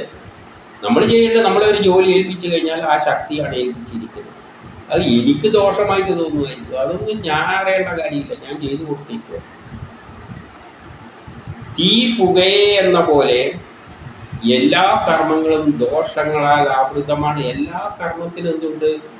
അതിൻ്റേതായ ദോഷമുണ്ട്. അതുകൊണ്ട് അതൊന്നും ചിന്തിച്ചിട്ട് കാര്യമില്ല. തീന് പുക മൂടിയിരിക്കും, അതുപോലെ എല്ലാ കർമ്മങ്ങളും ദോഷം കൊണ്ട് മൂടിയിരിക്കുന്നുണ്ട്. അതുകൊണ്ട് അതൊന്നും ചിന്തിക്കണ്ട. 49 എല്ലാ വിഷയങ്ങളും അനാസക്തനും മനസ്സിനെ ജയിച്ചവരും ആഗ്രഹം ഇല്ലാത്തവരുമായ മനുഷ്യർ ത്യാഗത്തിൻ്റെ ഫലമായി താൻ ചെയ്യുന്ന കർമ്മം എന്ന ഭാവമില്ലാതെ താൻ ചെയ്യുന്നതാണെന്നുള്ള ഭാവമില്ലാതെ നൈഷ്കർമ്മ്യത്തെ എന്ന് പറയും. താൻ ചെയ്യുന്നു എന്ന ഭാവമില്ലാതെ. അപ്പം എല്ലാ വിഷയങ്ങളിലും അനാസക്തനായവൻ, വിഷയങ്ങളിലൊന്നും താല്പര്യമില്ല, മനസ്സിനെ ജയിച്ചവൻ, ആഗ്രഹമില്ലാത്തവൻ, അങ്ങനെയുള്ള മനുഷ്യൻ ത്യാഗത്തിൻ്റെ ഫലമായി അവൻ്റെ കർമ്മം മോശമായ കർമ്മമാണെങ്കിലും നമ്മളത് ചെയ്യാൻ ബാധ്യസ്ഥമാണ്, ചെയ്തു കൊടുക്കുന്നത്. അങ്ങനെ ചെയ്യുമ്പോൾ നൈഷ്കർമ്മ്യത്തെ, അതായത് താൻ കർമ്മം ചെയ്യുന്നു എന്ന ഭാവമില്ലാതെ കർമ്മം ചെയ്യുകയും എന്നെ പ്രാപിക്കുകയും ചെയ്യുന്നു. അപ്പം അങ്ങനെയുള്ളവർ ആ ബ്രഹ്മത്തെയാണ് പ്രാപിക്കുന്നത്. അതിൽ പാപമൊന്നും അവന് ഇല്ല.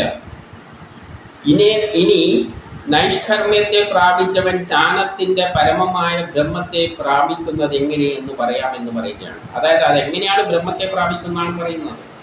അങ്ങനെ കർമ്മം ചെയ്യുന്നവൻ ചെയ്യുന്ന കർമ്മമൊന്നും അവൻ ചെയ്യുന്നതായിട്ട് അവൻ ചിന്തിക്കില്ല. എന്നെ ഏൽപ്പിച്ച കർമ്മം ഞാൻ ചെയ്യുന്നു എന്ന ഭാവത്തിൽ ചെയ്യും. അതാണ് നൈഷ്കർമ്മ്യം. ആ നൈഷ്കർമ്മ്യത്തെ പ്രാപിച്ചവൻ എങ്ങനെയാണ് ബ്രഹ്മത്തെ പ്രാപിക്കുന്നത് എന്ന് പറയാൻ പോവുകയാണ് 51 മുതൽ 53 വരെ. പരിശുദ്ധ ബുദ്ധിയാൽ ധൈര്യപൂർവം മനസ്സിനെ നിയന്ത്രിച്ച് ശബ്ദം, സ്പർശം മുതലായ വിഷയങ്ങളെ ത്യജിച്ച്, അതായത് എല്ലാത്തിനെയും ആഗ്രഹങ്ങളൊന്നും ഇല്ലാതെ ഈ പറഞ്ഞാലും തന്നെ തിരിച്ചും മറ്റും പറയുന്നത്, രാഗദോഷങ്ങൾ അകറ്റി വിജന സ്ഥലത്ത് വസിച്ച് ഒറ്റക്ക് താമസിക്കുക, മിതമായ ആഹാരം ശീലിച്ച്. ഇത് സന്യാസത്തിലേക്ക് പോകുന്ന കാര്യമാണ് ഇവിടെ പറയാൻ പോകുന്നത്, ബ്രഹ്മസാക്ഷാത്കാരത്തെ പ്രാപിക്കാൻ. അപ്പോൾ എങ്ങനെ കർമ്മം ചെയ്യണമെന്ന് പറഞ്ഞു കഴിഞ്ഞു. നേരത്തെ അവനവൻ്റെ കർമ്മം ചെയ്യുക, ആ ശക്തിയാണ് ചെയ്യിക്കുന്നത് എന്ന് നേരത്തെ പറഞ്ഞു കഴിഞ്ഞു. ആ ബ്രഹ്മമാണ് നമ്മളെ കൊണ്ട് കർമ്മം ചെയ്യിക്കുന്നത്. അപ്പോൾ ആ കർമ്മം നമ്മൾ ചെയ്തങ്ങ് കൊടുത്തേക്കുക. അപ്പോൾ ആ കർമ്മമൊന്നും എൻ്റെ അല്ല, അതിൻ്റെ പാപം പുണ്യമൊന്നും എനിക്കില്ല. അങ്ങനെ ചെയ്യുന്നവൻ ക്രമത്തിൽ എന്താകും? പരിശുദ്ധ ബുദ്ധി, അവൻ്റെ ബുദ്ധി തെളിയും. ധൈര്യപൂർവ്വം, അവന് പിന്നെ ഒന്നിനോടും ഒരു ഭയം ഉണ്ടാവില്ല. എന്ത് ചെയ്യാനും മനസ്സിനെ നിയന്ത്രിച്ച് ശബ്ദം, സ്പർശത്തിലൊന്നും ഇതിലൊന്നും ഒരു താല്പര്യമില്ലാതെ രാഗദോഷങ്ങളെല്ലാം വെടിഞ്ഞ്, പിന്നെ അവൻ അങ്ങനെയുള്ള വ്യക്തിയുടെ ലക്ഷണമാണ് പറയാൻ പോകുന്നത്. അവർ പിന്നെ ഏതെങ്കിലും വിജന സ്ഥലത്തായിരിക്കും, ആളും ഇല്ലാതെ ഒരു സ്ഥലത്തേക്കായിരിക്കും അവൻ അധിക സമയം ചെലവഴിക്കുക. ജോലിയെല്ലാം ചെയ്ത് കഴിഞ്ഞാൽ അവൻ ഏകാന്തമായ ഒരു സ്ഥലത്ത് വസിച്ച്, ഭക്ഷണമൊന്നും വേണ്ടി വരില്ല, വെറുതെ ശരീരം ജീവൻ നിലനിർത്താൻ കഴിച്ച് ശരീരം, മനസ്സ്, വാക്ക് എന്നിവയെ സംയമിപ്പിച്ച്, എല്ലാം വാക്കുകളെല്ലാം വളരെ കുറവായിട്ട് വരും. സദാ ധൈര്യത്തോടെ ധ്യാന യോഗ നിരതനായ എപ്പോഴെങ്കിലും എപ്പോഴും ചിന്തിച്ചുകൊണ്ടിരിക്കുക, ബ്രഹ്മത്തെപ്പറ്റി അങ്ങനെ ചിന്തിച്ചങ്ങിരിക്കും. അഹങ്കാരം, അഭിമാനം, കാമം, ക്രോധം എന്നിവ വെടിഞ്ഞ് നിർമ്മലനായി ശാന്തനായി ഇരിക്കുന്നുവോ അവൻ ബ്രഹ്മപദത്തെ പ്രാപിക്കുന്നു.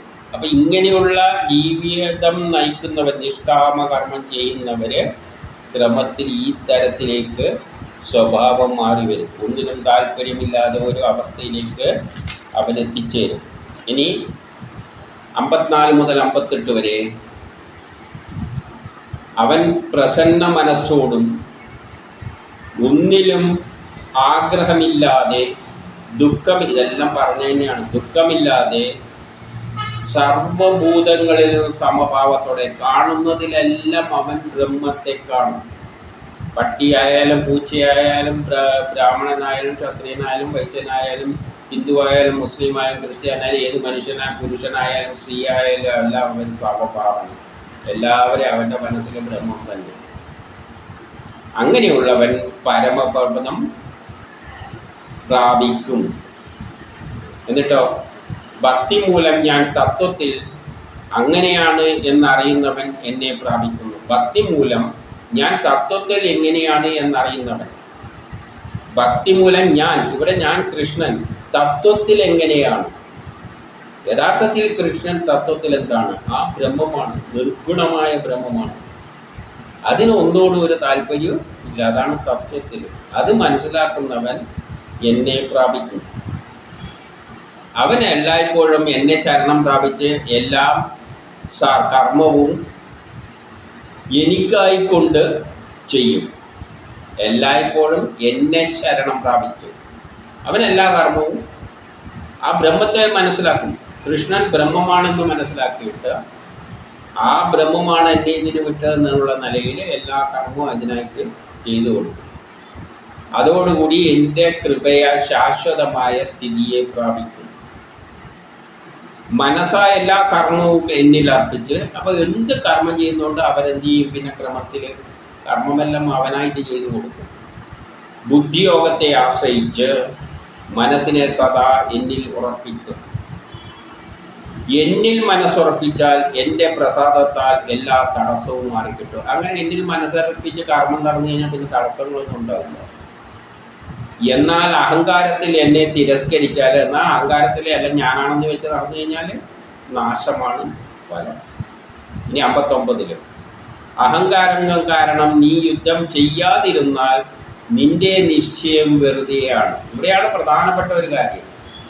അഹങ്കാരം മൂലം നീ തീരുമാനിക്കുകയാണ് ഞാൻ യുദ്ധമൊന്നും ചെയ്യുന്നില്ല എന്ന് നീ നിശ്ചയിച്ചാൽ അത് വെറുതെയാണ്. പ്രകൃതി നിന്നെ കൊണ്ടത് ചെയ്യിക്കും. നീ അത് ചെയ്തേ പറ്റൂ. നിനക്ക് സ്വയം തീരുമാനം എടുക്കാനുള്ള അവകാശമില്ല. ഇതാണ് നമ്മളോട് പറഞ്ഞു തരുന്നത്. അർജുനന് അങ്ങനെ സ്വയം ഞാൻ ചെയ്യുന്നില്ല എന്ന് പറഞ്ഞ് വിട്ടെറിഞ്ഞ് പോകാനൊന്നും പറ്റില്ല. ചെയ്തേ പറ്റൂ. അപ്പോൾ ധർമ്മയുദ്ധത്തിൽ അർജുനനെ കൊണ്ട് ഇവരെല്ലാം കൊല്ലിക്കാൻ കാലമാണ് തീരുമാനിച്ചിരിക്കുന്നത്. ഇന്ന് 3-ാം ലോകമഹായുദ്ധം നടക്കുന്നുണ്ട്. കാലം തന്നെയാണ് അതിൻ്റെ പിന്നിൽ കളിക്കുന്നത്. കാലം ചെയ്യേണ്ടത് കൊല്ലേണ്ടവരെല്ലാം കൊന്നിട്ട് പുതിയൊരു ലോകം ഉണ്ടാക്കുക തന്നെ ചെയ്യും. അതൊന്നും ആരും വിചാരം മാറ്റാൻ പറ്റില്ല എന്നാണ് ഇവിടെ കൃഷ്ണൻ പറയുന്നത്. അഹങ്കാരം നിമിത്തം നീ യുദ്ധം ചെയ്യാതിരുന്നാൽ നിന്റെ നിശ്ചയം വെറുതെയാണ്. പ്രകൃതി നിന്നെ കൊണ്ടത് ചെയ്യിക്കും. നിന്റെ സ്വഭാവജന്യമായ കാരണത്താൽ നീ യുദ്ധം ചെയ്യാൻ ഇഷ്ടപ്പെട്ടില്ലെങ്കിലും നീ നിസ്സഹായനായി അത് ചെയ്യേണ്ടതായി വരും.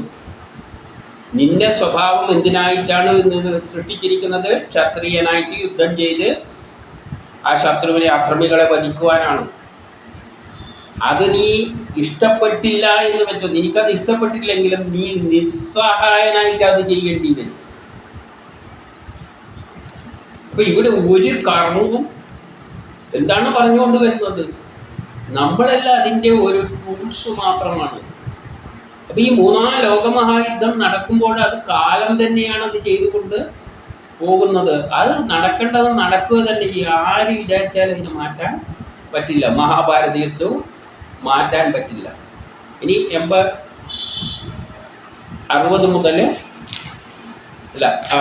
മുതൽ 62 വരെ ഈശ്വരൻ മായയാൽ യന്ത്രത്തിൽ വെളിയിരിക്കുന്ന വസ്തുക്കൾ പോലെ, യന്ത്രത്തിൽ കുടുങ്ങിയ വസ്തുക്കൾ പോലെ ഈശ്വരൻ മായയാൽ യന്ത്രത്തിലിരിക്കുന്ന വസ്തുക്കൾ എന്തായിരിക്കും? ആടി ഒരു പരിഹാരത്തിന് ആകും. അതുപോലെ സർവ ജീവജാലങ്ങളെയും പ്രവർത്തിപ്പിച്ചുകൊണ്ടിരിക്കുന്നു. അപ്പം ഈശ്വരനാണ് മായയാൽ എല്ലാ ജീവജാലങ്ങളെയും പ്രവർത്തിപ്പിച്ചുകൊണ്ടിരിക്കുന്നത്.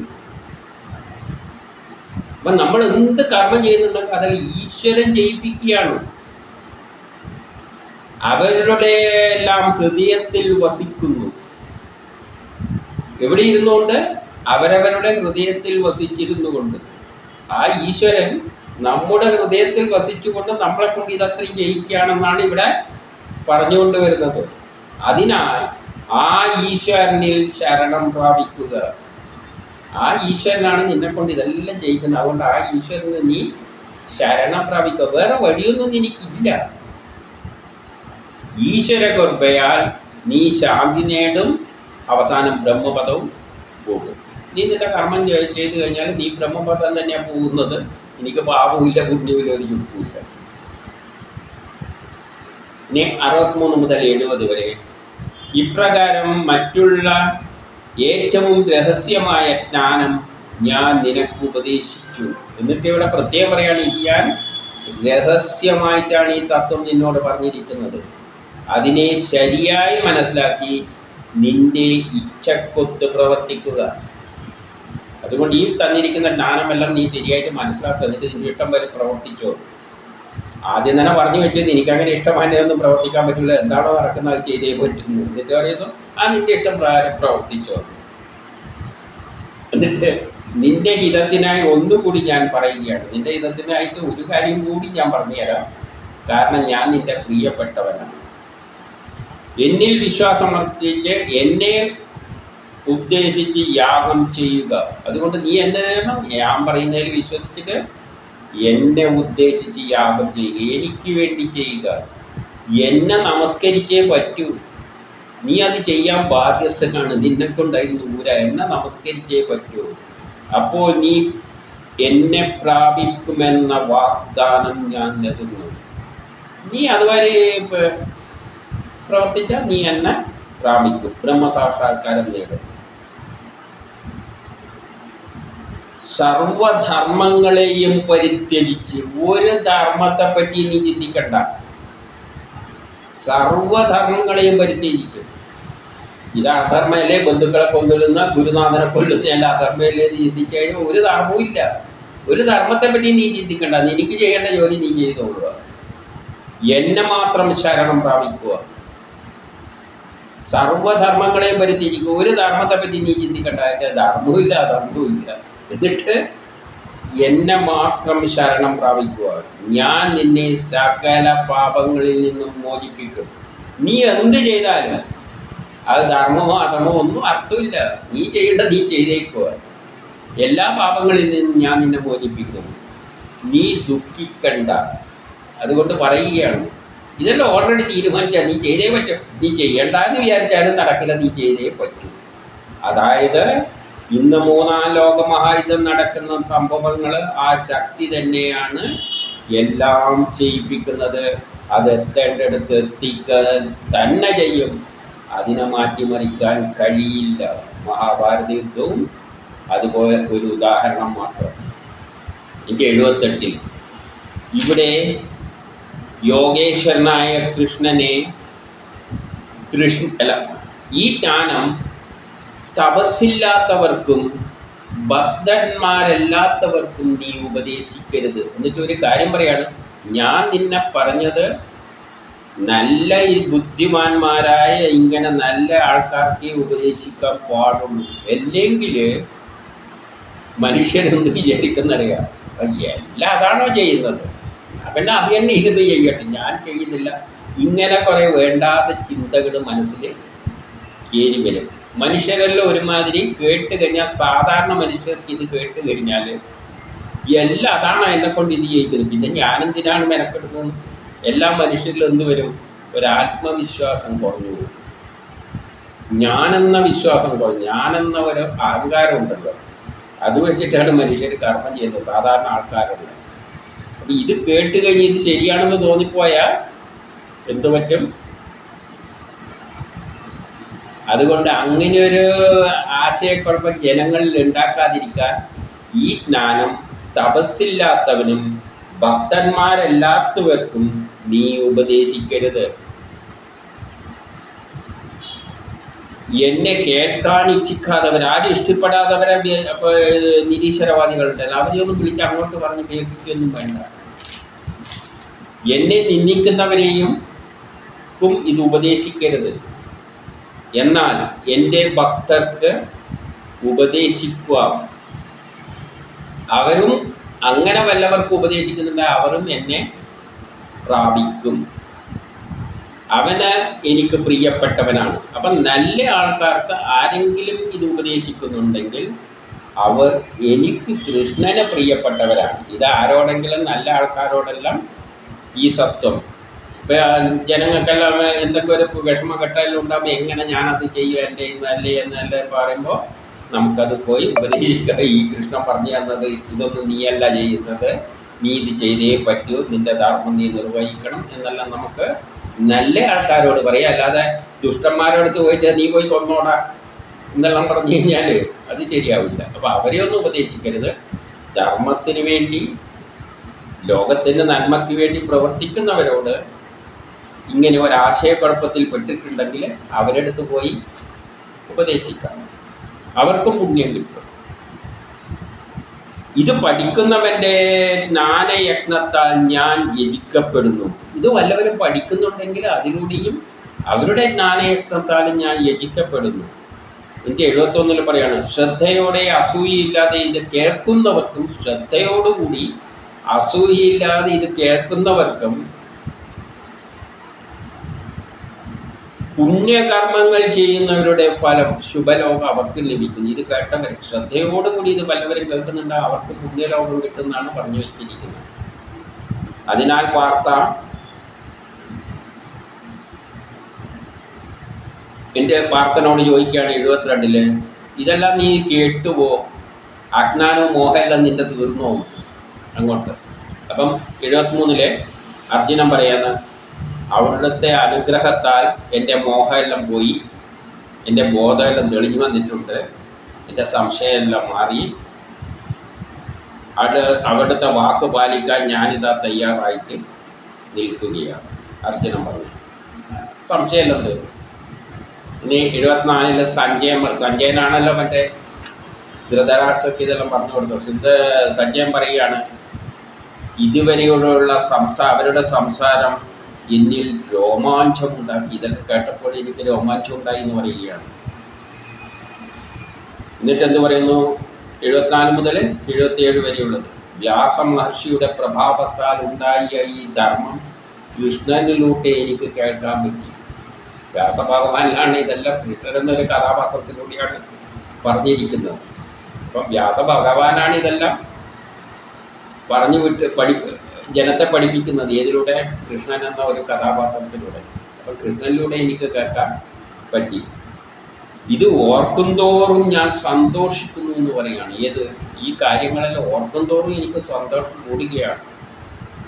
ആ വിശ്വരൂപ ദർശനം ഓർക്കുമ്പോൾ തന്നെ എനിക്ക് വിസ്മയവും ആനന്ദവും എല്ലാം ഉണ്ടാകുന്നു എന്ന് പറയുകയാണ്.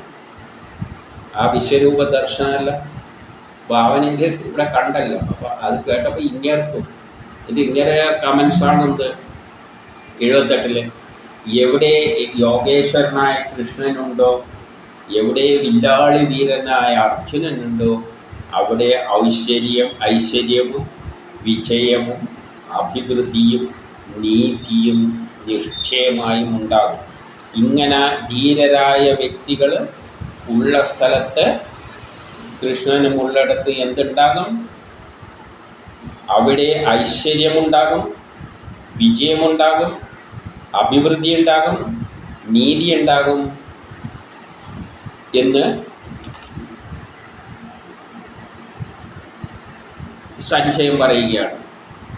എന്ന് നിശ്ചയമായി ഉറപ്പിക്കാമെന്ന് പറയുകയാണ്. അപ്പോൾ എവിടെയെല്ലാം ഉണ്ടോ? അപ്പോൾ ഇവിടെ ഈ കുരുക്ഷേത്രത്തിൽ മാത്രമല്ല, എല്ലാ കുരുക്ഷേത്രത്തിലും 3-ാം ലോകമഹായുദ്ധത്തിലൂടെയും ഇത്തരം ഒരു ലോകം തന്നെയാണ് ഉണ്ടാക്കാൻ പോകുന്നത് എന്ന് നമുക്ക് ശുഭപ്രതീക്ഷ വെക്കാം.